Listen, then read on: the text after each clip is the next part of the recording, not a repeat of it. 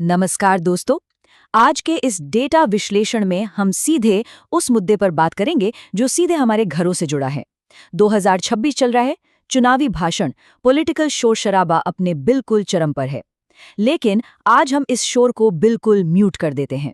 आज बात होगी सिर्फ और सिर्फ नंबर्स, डेटा और हकीकत की।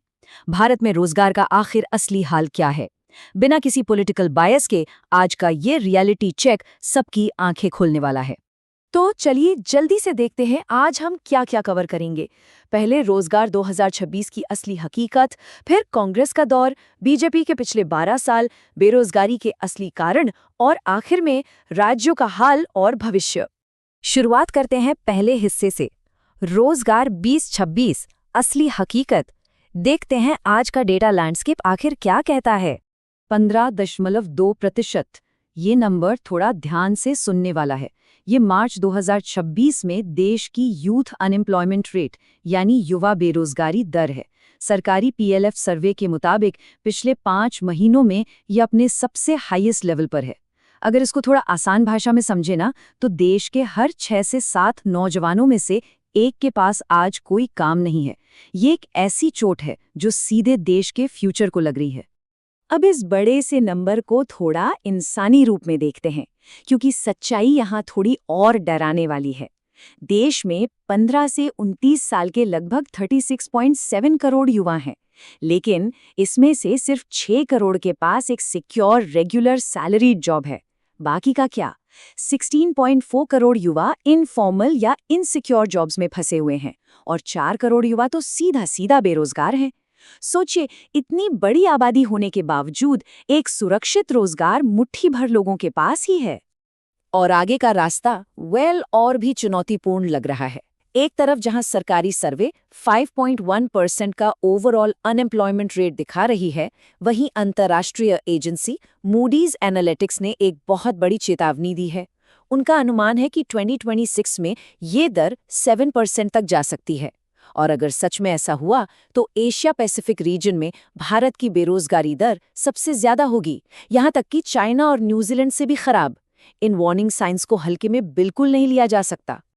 अब आते हैं दूसरे हिस्से पर, कांग्रेस का दौर, एक एनालिसिस। 1947 से लेकर 2014 तक की लेगेसी का थोड़ा आकलन करते हैं। चलिए थोड़ा हिस्ट्री में चलते हैं।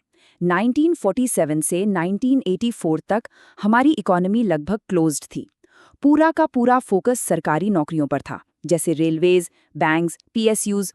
फिर आता है मनमोहन सिंह जी का एरा, 2004 से 2014 के बीच। ये वो दौर था जब देश ने 8 से 9% की जबरदस्त जीडीपी ग्रोथ देखी। आईटी सेक्टर में एक लंबा बूम आया और गांव में रोजगार के लिए एनआरईजीए की शुरुआत हुई। तो इस दौर का फाइनल वर्डिक्ट क्या निकलता है? अगर बिल्कुल ऑब्जेक्टिवली देखें तो इनकी सबसे बड़ी कामयाबी थी हाई जीडीपी ग्रोथ और टीसीएस, इन्फोसिस जैसी आईटी कंपनियों का विकास, जिसने लाखों नौकरियां दी। लेकिन दूसरी तरफ एक बहुत बड़ी नाकामी भी थी।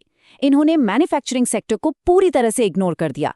पूरा ध्यान सिर्फ सर्विसेज पर रहा, फाउंडेशन स्ट्रांग नहीं किया गया। साथ ही 2G और कोल जैसे स्कैम्स ने नए इन्वेस्टमेंट को रोका और एजुकेशन में ऐसी कमियां रह गईं जिससे स्किल्स मिसमैच का सिलसिला शुरू हुआ। इसी का नतीजा था कि 2013 आते आते इकोनॉमी में एक बड़ा स्लोडाउन आया और जॉब्स तेजी से कम होने लगी। आगे बढ़ते हैं तीसरे हिस्से की तरफ, बीजेपी के 12 साल, हकीकत। अब पिछले 12 साल के वादों का आकलन करते हैं। 2014 याद है? हर साल 2 करोड़ नौकरियों का वादा किया गया था। फिर 2016 में डिमोनेटाइजेशन यानी नोटबंदी आई, जिसने एक ही रात में इनफॉर्मल सेक्टर और छोटे व्यापारियों की पूरी कमर तोड़ दी।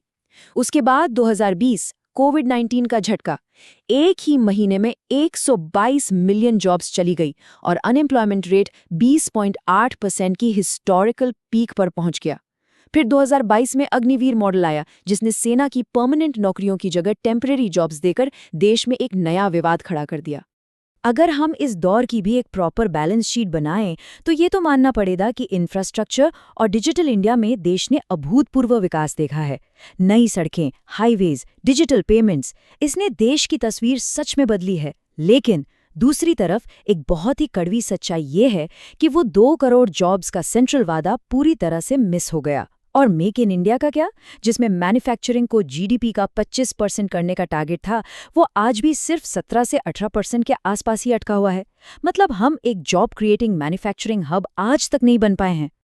और इस स्थिति की गहराई को समझने के लिए ना बस ये एक आंकड़ा काफी है, 50,000। ये वो एमएसएमईज यानी माइक्रो, स्मॉल और मीडियम एंटरप्राइजेस हैं जो बंद हो गए हैं। और ये डेटा किसी और ने नहीं, खुद सरकार ने लोकसभा में माना है। ध्यान रखने वाली बात यह है कि एग्रीकल्चर के बाद देश में सबसे ज्यादा रोजगार यही एमएसएमई सेक्टर देता है। जीएसटी और नोटबंदी की दोहरी मार ने एम्प्लॉयमेंट के इस वाइटल इंजन को बुरी तरह से ध्वस्त कर दिया। चलिए अब चौथे हिस्से पर आते हैं, बेरोजगारी के असली कारण। ये वो स्ट्रक्चरल मुद्दे हैं जिन पर शायद ही कोई ठीक से बात करता है। हमारी इकोनॉमी का सबसे बड़ा और ट्रैजिक सच ये है कि हम अपनी आधी आबादी के टैलेंट को सिंपली वेस्ट कर रहे हैं। महिलाओं में यूथ अनएम्प्लॉयमेंट 17.7% है, जो पुरुषों से काफी ज्यादा है। Women labour force participation rate की बात करें तो वो लगभग 37% है।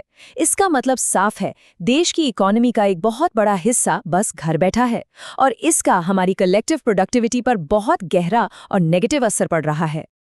अब जरा इंटरनेशनल लेबर ऑर्गेनाइजेशन की इस रिपोर्ट के आंकड़े पर गौर फरमाइए। ये बेहद चौंकाने वाला है। भारत में जितने भी लोग बेरोजगार हैं, उनमें से 83% युवा हैं। ये कितनी बड़ी आयरनी है ना।